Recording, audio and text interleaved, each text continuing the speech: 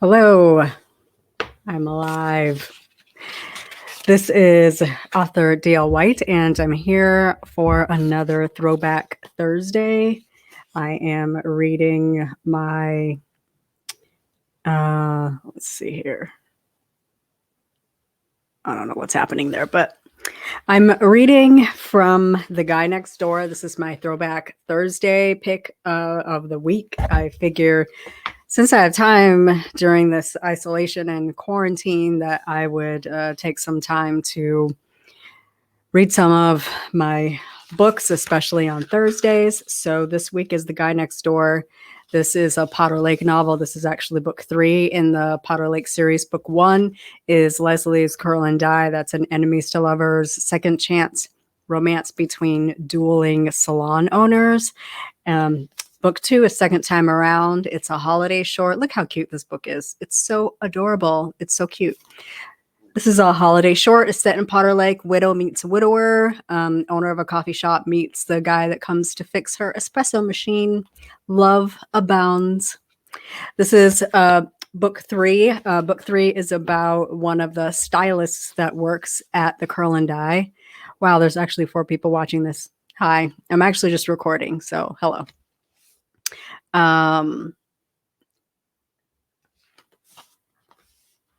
This is actually book 3 in the Potter Lake series, like I was saying, and Evonne is one of the stylists at the Curl and Dye from book 1. She is nearing 30 and still lives at home and decides that she needs to adult.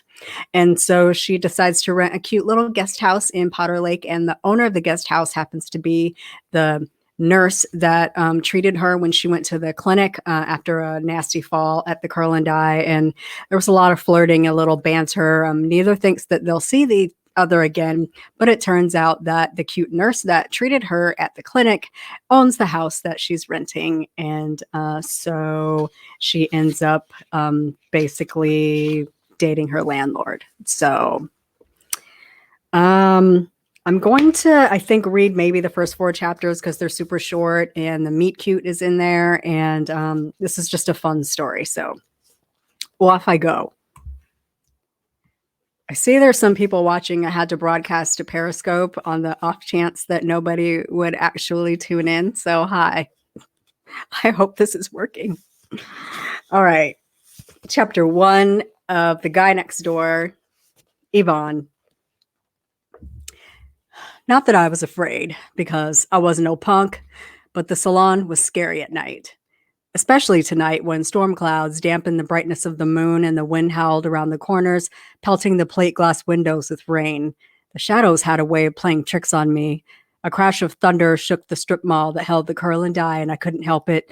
I yelped. I couldn't wait to get out of there. I'd already rushed my last customer out, tying a spare scarf over her fresh hairdo and standing in the open doorway to make sure she got into her car. Then I pulled the double door shut, flipped the open sign to closed, and locked myself in. A bolt of lightning ripped a seam in the inky dark sky. Seconds later, another sonic boom of thunder sent me running to the back room. If you had already moved out here, you wouldn't be too far from home right now. I grabbed a few cleaning supplies from the closet and left them near the door, then started my evening ritual of poking a soft bristled broom under each salon chair and gathering flyaway hairs that had escaped Leslie and Tamara's quick cleanup. Now you have to worry about driving all the way back to Healy in this downpour. I clicked my tongue, frustrated by my habit of procrastinating. I had more than enough saved to get a place in Potter Lake, a move I'd been putting off ever since I'd been hired on full-time at the salon. 2 years ago, Potter Lake was a struggling town with nothing much to offer but a bunch of olden-day shops and even older townspeople. Then we got a new young mayor, and overnight, Potter Lake transformed into a mini metropolis that prided itself on being a big little town. Mayor Kavanaugh was doing good things, establishing conveniences and encouraging folks to set down roots and be part of the community. New residents meant an increase in clientele, and between Leslie's salon and Cade's barbershop, there was no excuse to be walking around town with your hair looking like who did it and why they leave it that way, as my grandma Bobby would phrase it. Moving out to Potter Lake would make my life much easier and far quieter, but I kept putting it off. Another month of inconvenience meant another few bucks in the bank. I could put up with my family for a month, then the month would roll by and I talked myself into another, then another. And before I knew it, I was 6 months past my deadline and sick of screaming at my sister, Ebony, to pick up her half of our room. It's time to just do it, I declared, running a soft cotton towel over the appliances at my station. I was making good money at the shop, and sponsorship opportunities from my web channel, Hair by E, were starting to roll in. And my parents finally seemed to not be angry anymore about that unfortunate incident that landed my ass back at home 10 years ago. I wiped down every chair in the salon using the orange-scented leather cleaner that Leslie liked, cleaned out the shampoo bowl, and refilled the pumps from the industrial-sized storage containers. Leslie had already taken the day's deposit to the bank, so I tucked away the evening's receipts in a locked drawer, checked my salon station for anything out of place, and pulled my jacket, which wasn't going to do anything for me, off of its hook. I'm wearing this new wig, too. I'm about to be looking like a drowned rat. I stepped outside and pulled the door shut behind me, twisting the key into the lock as I went. I pulled the jacket up over my head, inhaled a sharp breath, and darted out into the pounding rain. The heel of my booties click-clacked against the uneven pocked pavement as I made a mad dash for my car in the corner of the parking lot. And that's another thing. I sped into a jog as I neared my car. Key fob in hand, I fumbled with it to find the unlock button so I could get in. If you had yourself a man, you could have joined Leslie and Tamara for date night, but nah, you have to be the hero and volunteer to work late so they can Netflix and chill. And what do you get out of it? The toe of one shoe caught a divot in the pavement, knocking me off balance. I flew forward, arms flailing before I thought to stick out at least one hand to break my fall. I hit the ground heavily and slid a few inches. Whew, shit. I felt that in a major way all the way up my arm. I moaned in pain, pulling myself up on all fours, then tried to get my feet under me so I could stand. My jacket was no longer protecting my brand new wig, a sleek, platinum blonde lace front from the elements. Rather, it had landed in a pothole. Thankfully, my bag ended up on top of it. I grabbed it by the handles and groped for the keys I had dropped. And that's when I saw the blood. I almost fainted, staring wide-mouthed at the gash down the side of my palm to my wrist. Dark red rivulets mixed with rain and oozed down my arm, gathering at my elbow. Without thinking, I yanked the scarf from around my neck and wrapped it around my hand, then grabbed my keys, unlocked the car, and lurched for the driver's side door handle. As soon as I fell into the car and dumped my bag on the passenger seat, I slammed the door against the torrents of rain. My arm was beginning to throb, the pain gaining a sharp edge to it. Blood seeped through the thin, emerald green silk scarf I'd worn to match my sweater. Using my good hand, I dug through my purse to find my phone and dialed the first number that popped up. Tamara. Shit, I hissed when it went straight to voicemail. Same with Leslie. Then I remembered that Leslie and Cade and Eric and Tamara and Kendrick and Monica were all at opening night at the new Cineplex, one of those theaters where you could eat and drink and watch a movie. All of their phones would be off until the movie was over. I selected the next number I could think of and prayed while it rang. Just when I thought it would roll over to voicemail, the line picked up. Hello? A sleepy male voice answered. Romy! I sat up, adding pep to my voice. Hey, handsome. You in bed already? Nah, I'm on the couch. Just tired. What you up to? You trying to come through? Need a teddy bear to comfort you through this storm, huh? I rolled my eyes, but threw in a flirty giggle. Maybe. I need a favor first. He grunted, then made sounds like he was shifting positions. I don't get paid till next week, so if you asking for cash. One time I asked you for $10, and now you act like I ask you for money all the time. Nobody wants your call center paycheck. He grunted, sucking his teeth. Vaughn, what do you want? I'm tired. I'm stuck in Potter Lake. I fell in the parking lot and hurt myself. It's an open cut and bleeding bad. So go to the hospital. What you need me for? Potter Lake doesn't have emergency services. They're going to send me to Healy anyway, and obviously I can't drive to Healy if I'm bleeding to death. That is not an emergency, drama queen. You're way out there, and I just smoked. I can't get pulled over again. Plus, it's raining, and I got to save gas to get to work this week, but hey. He chuckled, then lowered his voice in an attempt to sound seductive. If you get that situation worked out, you can roll by. I got something you can sit on, make you feel better. I exhaled so loudly he could probably hear it. You are worthless to me, Rome. Count on me never sitting on anything ever belonging to you again. That's what we're doing, Vaughn. Don't call me for nothing else. I don't call you for nothing in the first place. You are strictly boredom relief. Bye, Rome. I hung up before I could cuss him 6 ways to Sunday. Jerome, my infrequent dick appointment, was always grumpy when he was tired and high, but I might need him in the future, so it was best not to burn that bridge yet. My next call was to Ebony, who was equally useless. I'm working overnights this week, she said, probably as half asleep as she sounded. She was an office manager for a transportation company, but she picked up extra hours dispatching. In my mind, I imagined her leaned forward, her forehead on her desk, snoring away before my call came through. Call 911, they'll come get you. You got money for an ambulance transport bill. I was trying to help, Ebony snapped. Call Daddy. He'll fuss, but he'll come get you. I pondered this option, but ultimately decided against it. My father was a warehouse foreman who worked an early shift. He needed his rest. Besides, help from my father would be accompanied by a free lecture from my mother about how I should have planned ahead for things like this and not need them to bail me out every time I got into trouble. Nah, I'm not calling Daddy. I'll figure something out. After making several calls that went unanswered, leaving a few voicemails and sending texts that seemed to fly into the ether and go nowhere, I dropped the phone in my lap. My wound was steadily staining the silk blouse I'd used to wrap my hand. I felt lightheaded when I stared at it, so I closed my eyes and leaned forward onto the steering wheel.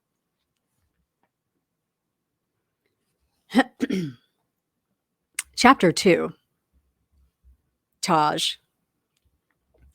You aren't having a heart attack, Mrs. Vaughn. It's only a gas bubble. You're going to be fine. I grasped the age-spotted hands of Loretta Vaughn, a frequent patron of Lakeside Regional Clinic, and gave her a squeeze.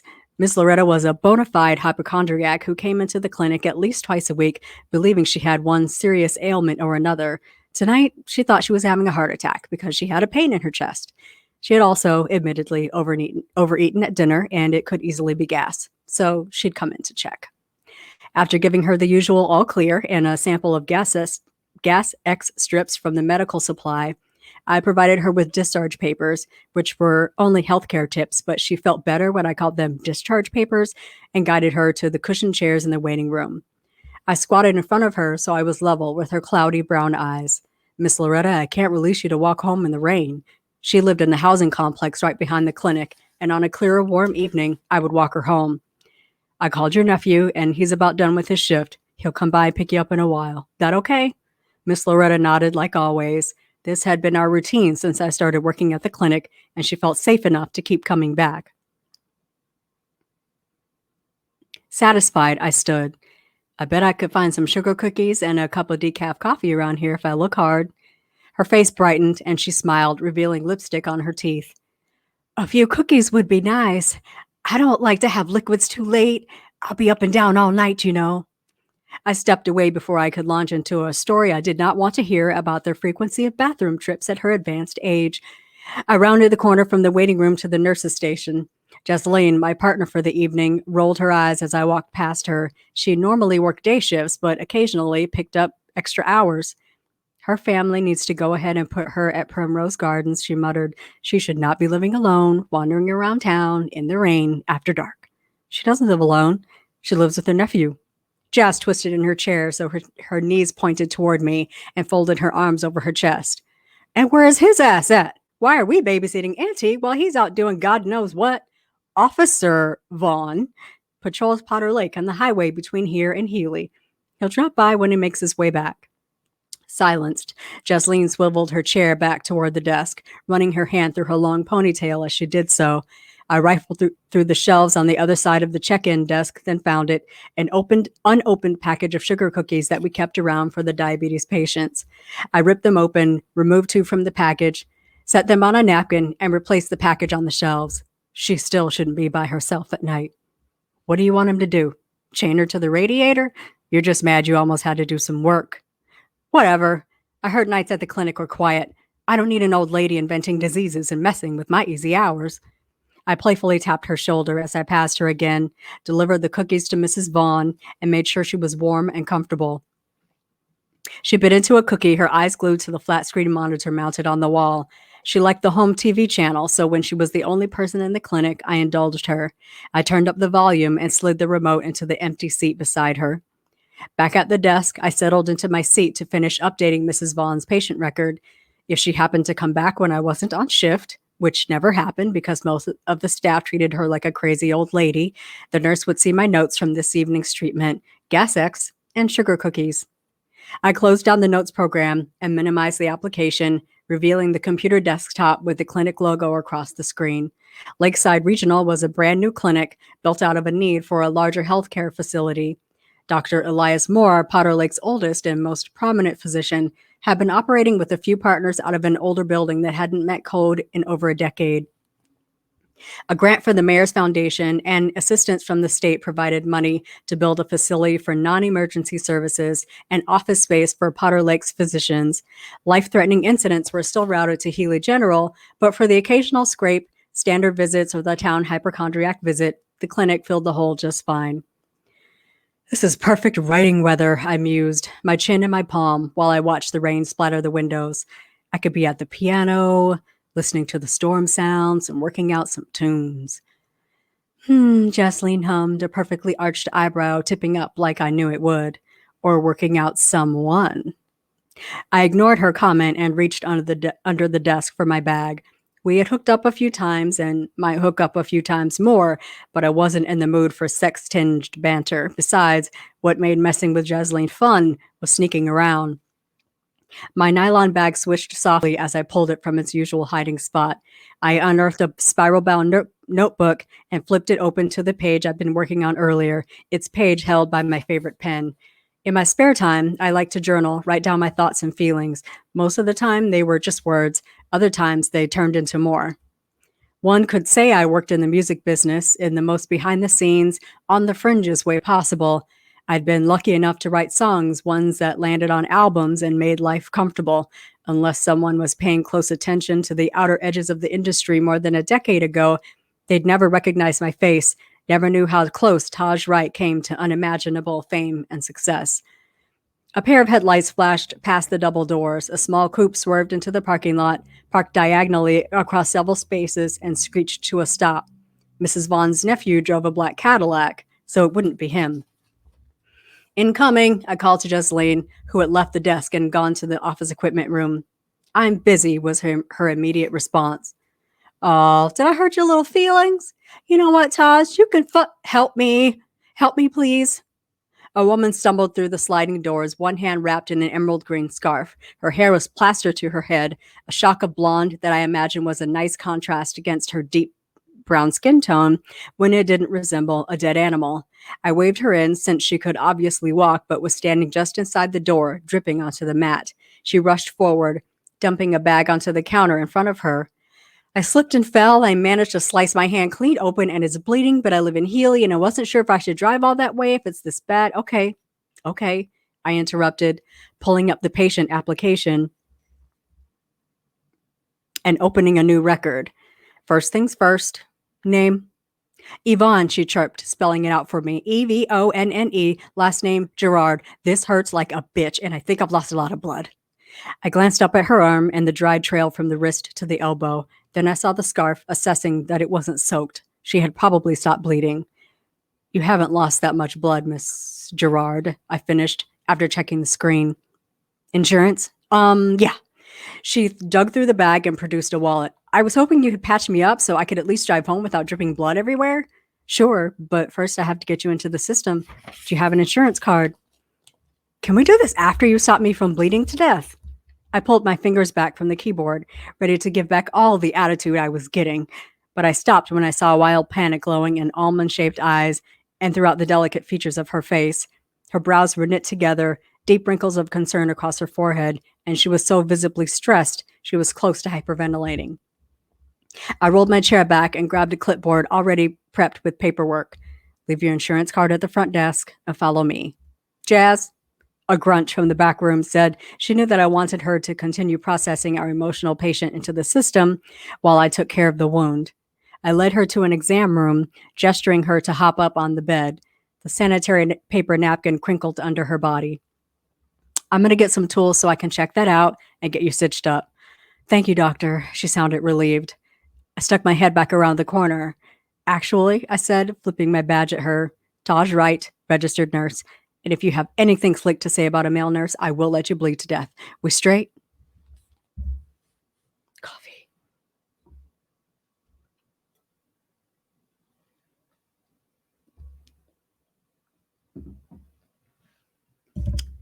Okay. This is a fun story to read, just reading, but it was fun to write too. These two are hilarious. Let's continue. Chapter 3, Taj. Ow! My patient flinched, howling in my ear. I'd been pulling bits of gravel and dirt from the open wound down the side of her palm with a pair of surgical tweezers. It wasn't as bad as I thought it would be, but she had picked up some debris and I needed to clean the wound so I could close it.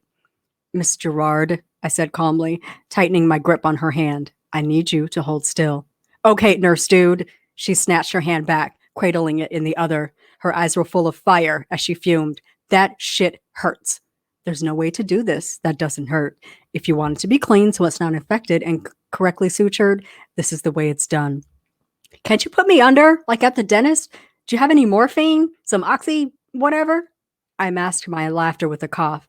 We don't administer opiates or narcotics for this, Miss Girard.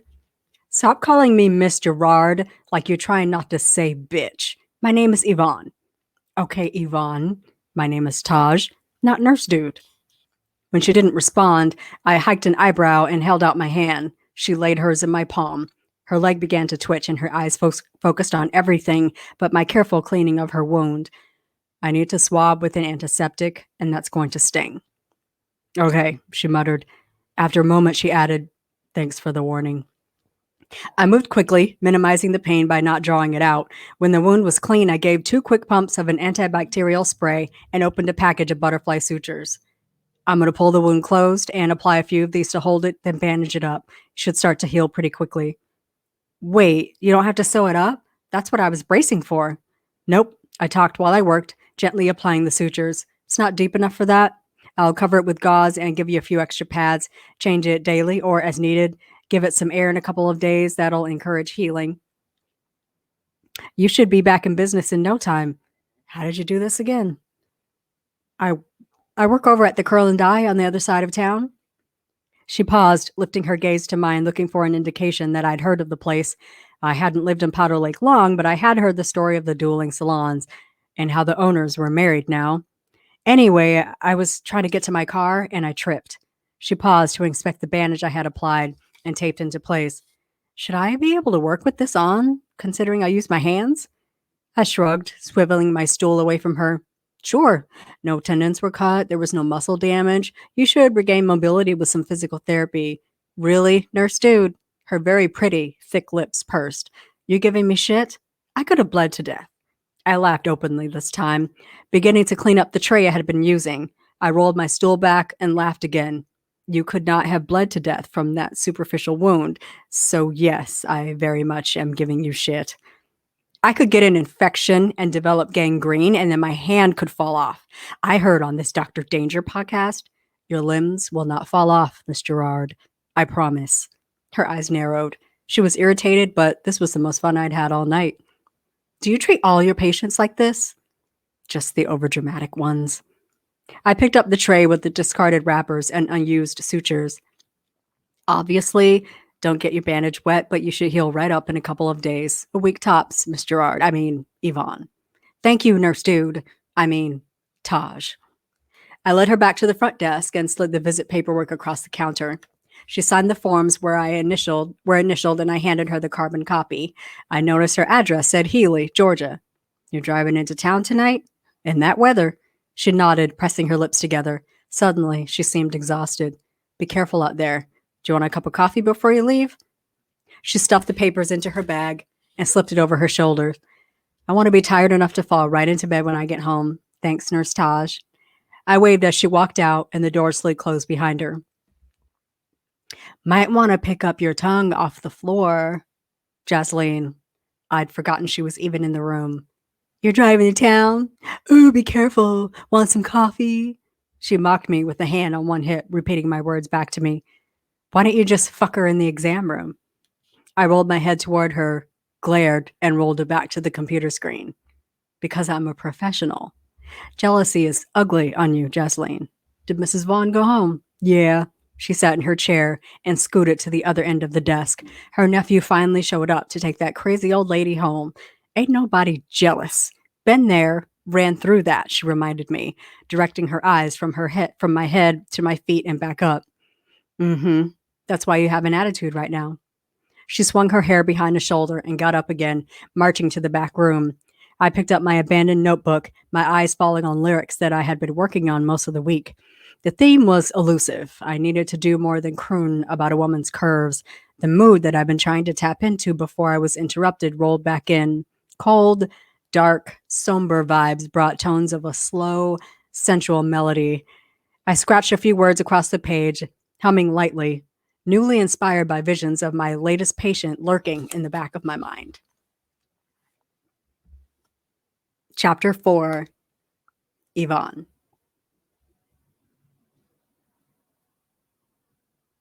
No, go away. That wicked weather from a few nights ago had blown right through, and now moist, sticky heat beamed through my windshield at 9 a.m.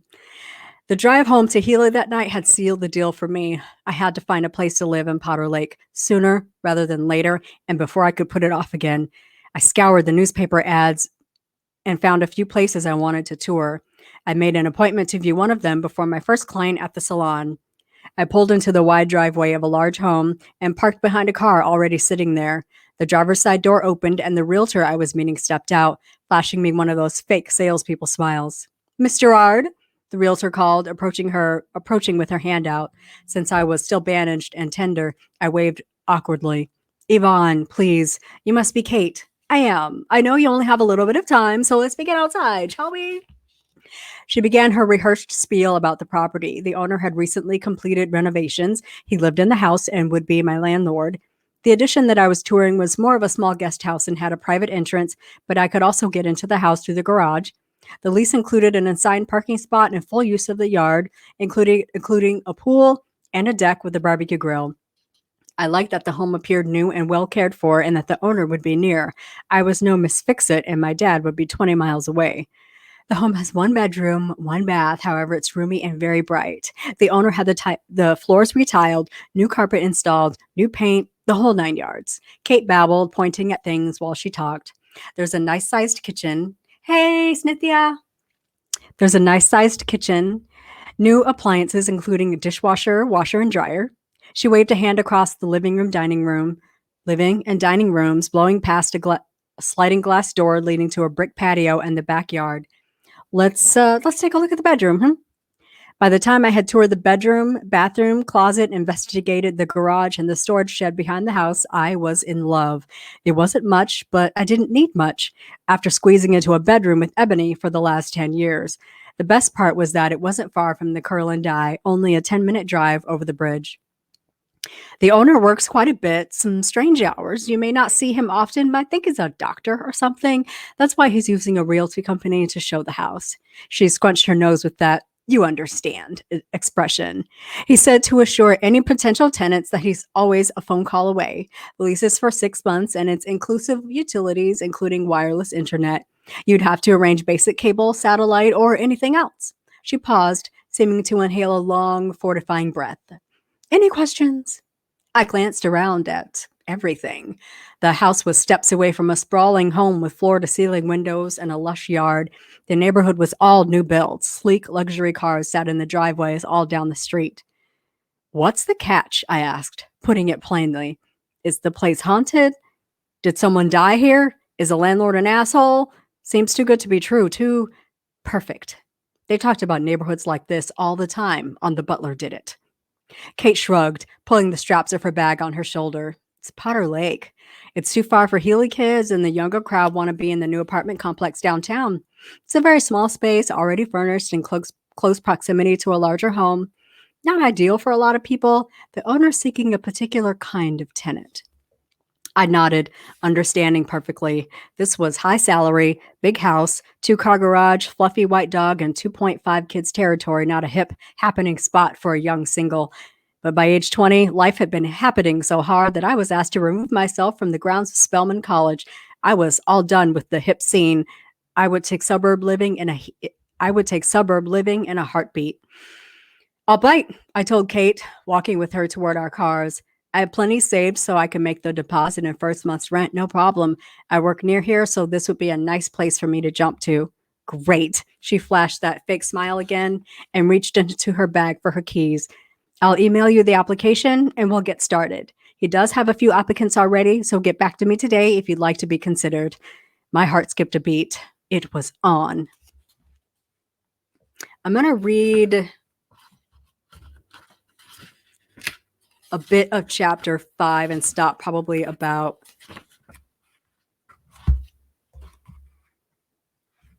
I'll just read chapter 5 and that'll be it for today, just because I really like chapter 5. Just waving hey to anybody who happens to drop in. I'm recording this so I can upload it on my YouTube channel, but I couldn't record without going live somewhere. And I figured nobody would log into Periscope. And here's people logged into Periscope. Chapter 5, Taj. My realtor's annoyance was obvious through her short, pointed sentences. This is the final applicant. I took the liberty of pre-checking her background history. Except for an incident 10 years ago, she's clean. She has family nearby and has held a steady job for the past 36 months. She's about the best you're going to get and would be a perfect tenant. You should heavily consider her application. I opened the attachment, unbothered by her rude adjacent email. Applicants took the process more seriously when it was handled by professionals. I'd been searching for the perfect tenant for months, but wasn't impressed by the applicants Kate had brought me. If someone was going to be living a stone's throw from my personal living space with access to my home, I wanted to have a good feeling. I was stalling, and Kate was getting sharp about it. I opened the attachment and smiled when I saw the name on the top line, Evonne Girard. As in the owner of those smoky brown eyes and those thick lips that had been haunting my memories. I laughed aloud, rubbing my palms together. Surprise move from your chest-by-mail partner. Jesseline tossed a couple of thick patient files in my direction and leaned against the desk, a hand on a shapely hip.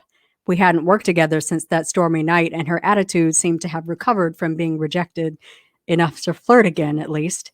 I think I finally found a tenant. Oh, her pink-tinted lips poked in a pout.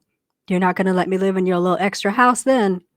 I thought it was one of those post-coital utterings, something a person said in the heat of a moment but didn't mean. We'd had a great meal, a few glasses of potent wine, and more than a few rounds of pretty decent sex. She blurted out that she wouldn't mind living in the guest house. That way I had access to her whenever I wanted her. I laughed it off, not at all considering letting a woman I was basically playing with live in my house. Besides, she made most of the moves in our situationship, and I already had access to her whenever I wanted her. I studied her, then looked away, then gave her my full attention. Jazz, I didn't think you were serious about that. Were you? She snorted a laugh, then hopped right up, feigning busyness with the stacks of folders on the desk. No, I'm not serious. Can you even imagine us living that close to each other?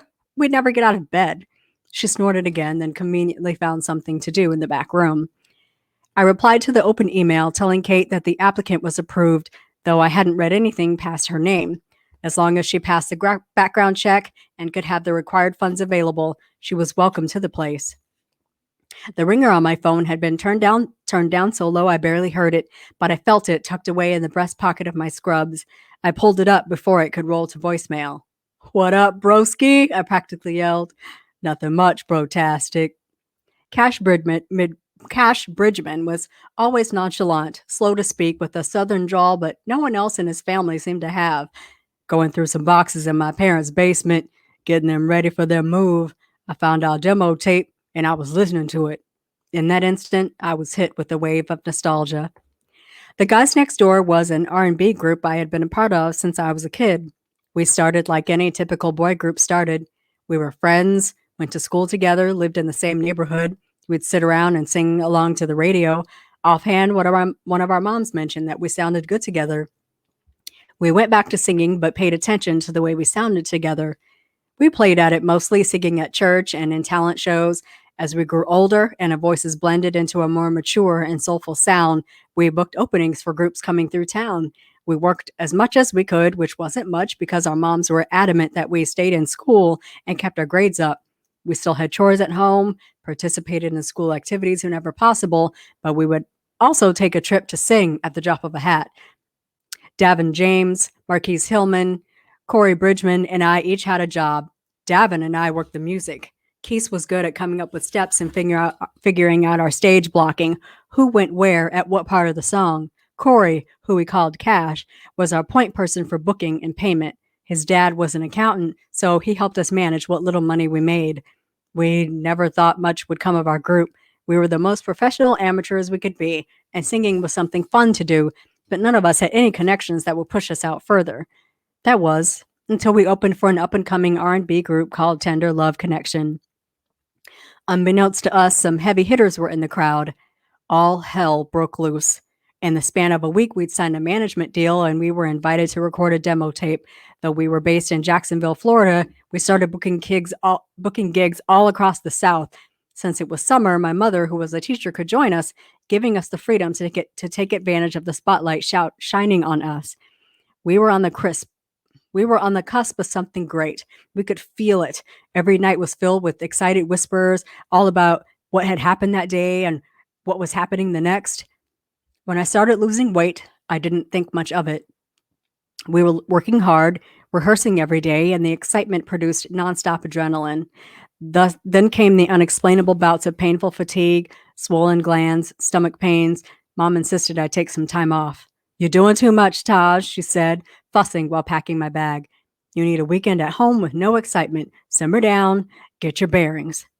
I wasn't feeling better in a few days, so she dragged me to our family doctor. That appointment sent up red flags, and by the end of the day, I was headed to oncology.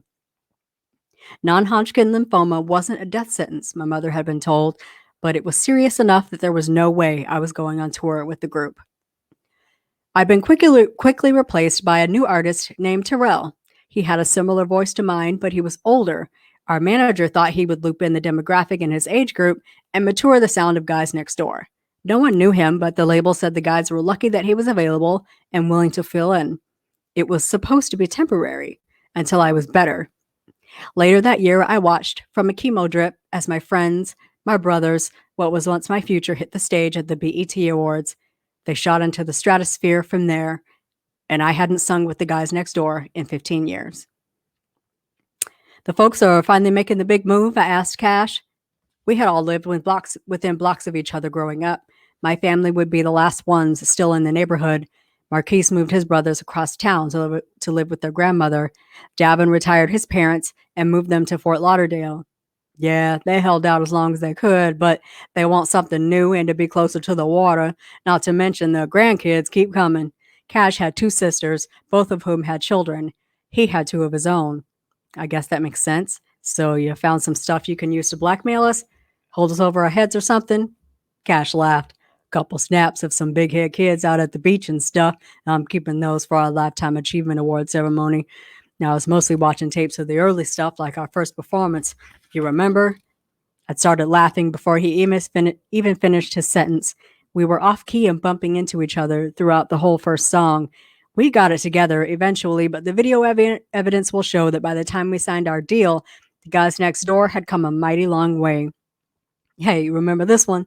Cash hummed the melody to "She's So Sweet," a mid-tempo dance tune that was very familiar to me since I wrote it with Dav. The girls loved it since it was complimentary. Parents loved that it was only slightly suggestive. "Remember it?" I cackled. "I dreamt that song for a year and a half after singing it all summer. And We Rock This Party? That was a fan favorite." Yeah, that one too." I grinned, thinking of the futuristic trip-hop beat that Dav had put on the song. It sped up the flow and made it peppy and fun to dance to. We were well ahead of our time, music-wise. We'd listened to so many songs, so many bands, analyzed the top 40 to try to determine the secret sauce. What made a song a hit? What tanked a group? And what could we do to avoid it? "What are you doing with yourself these days besides moving the folks?" "A whole lot of nothing," he answered. "We went on tour. We went on hiatus after our last album. The break wasn't supposed to be this long. Not 3 years, you know." He paused, his long exhale crackling over the line. "We've had some personnel issues." Finally kicking Terrell out. "All over but the paperwork, basically. But first we had to get Keith through rehab. His grandma dying put a hurt on him." I nodded, solemn. Each of the guys had been through their own personal hell.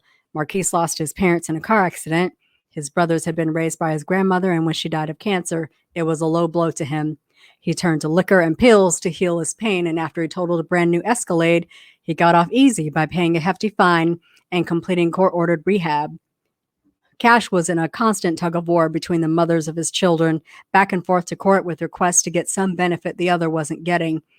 Davin never liked to sit still. He'd attempted to jump to solo, but his album was dead on arrival and a severe hit to his ego.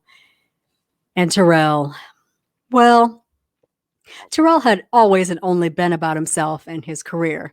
He was doing fine, better than any of the other members. And that was the problem. He stepped outside of the group early in the game and took every opportunity to be out front and draw attention to himself. Things had finally come to a head, and the group decided, at the end of their label contract, to take a hiatus before signing another deal. "We've been talking lately," said Cash, "about going back to some of the old stuff and updating it, bringing the fans into the process, let them vote on their classic favorites, then bring those back, maybe writing some new stuff, but also getting back to our roots, being about the music and not about trying to hit Billboard." He paused, pushing out a little huff and clicking his tongue. "We don't want to relaunch the Guys Next Door without the original crew. We need you, man." His words shot a pang through my chest. "What do you need me for? You have Terrell." "No, we ain't got Terrell. We never had Terrell. Terrell had us. We were stepping stones to his stardom. Terrell ain't Taj. He don't do nothing but work out and oil up his six-pack. He don't write. He don't play an instrument. He don't choreograph. He sucks at math. But he's got a good voice," I interrupted. "The rest of you fill in behind him. That's all you need. Not every group has to be best friends. He's always sounded off. I know you hear it. He doesn't have the sound, the vision, the history we all have. There's no nostalgia for him. He thinks our old stuff is corny and he won't sing it. He and Davin aren't speaking because Terrell has some words to say about We Rock This Party. He said it was juvenile and simplistic. It's not a perfect jam, but you know how hard he worked on that song." "Man, yeah, don't insult an artist's work to its face." Dad was sensitive about his shit when we were kids. He was probably even worse now. "Mr. Goodvoice has been doing solo work. No one's heard from him in months. We couldn't meet up if he wanted to. He don't return phone calls or email. That's not fair to the rest of us, We're not accessories. We're not Terrell Hawkins and the Guys Next Door. He ain't no Diana Ross, and we ain't the fucking Supremes." I laughed. "Not Lionel Richie and the Commodores. I bet Terrell puts more cash than everybody, too. My dad's been all over that for a minute. Even if I hadn't seen his contract, I've seen his house and his cars. He ran out of shit to buy. He makes so much money. His cut of our royalties is ridiculous with his features on top of that. And he lives wild. You know what I'm saying? I'm not saying we're angels ourselves, but that blowback is going to hit us and we're not getting paid enough to cover him." Cash paused, but the silence was full. I understood what he was saying and how he was feeling about it. And if Cash, the most laid-back member, was upset, I could only imagine how the other guys felt. "If we ever sing again as a group," he continued, "it'll be without Terrell Hawkins. None of us want him back. We want T-Dub. So you coming back, bro? Is you a guy next door or nah?" I lowered my head, resting my chin on my palm. My writing credits on our songs meant that I made good money, though I wasn't recording, performing, or touring. Adding the stage show back into my life would bring everything full circle, put me right back where I wanted to be when I was 14.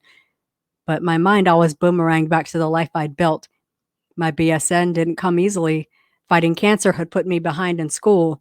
I wasn't sure I'd make it, but I passed the NCLEX, the licensing exam for nursing, and worked at a hospital in Jacksonville while I wrote songs, some for the Guys Next Door. I took a leap of faith and applied for an RN position at Lakeside Regional before it even opened, a prime position at a brand new facility in a small town, a nice mix of older and younger patients, plus the slower pace and hometown atmosphere was the breath of fresh air that I needed. And it got me out of Jacksonville, where my dream had died. I'd worked hard to get where I was. I was going to leave stability and a normal life behind for what? To hop on a stage in some ridiculous but fashionable leather getup, pump my hips, and sing in 4-part harmony about what I wanted to do to a woman? I shrugged, though Cash couldn't see me. "I don't know, man.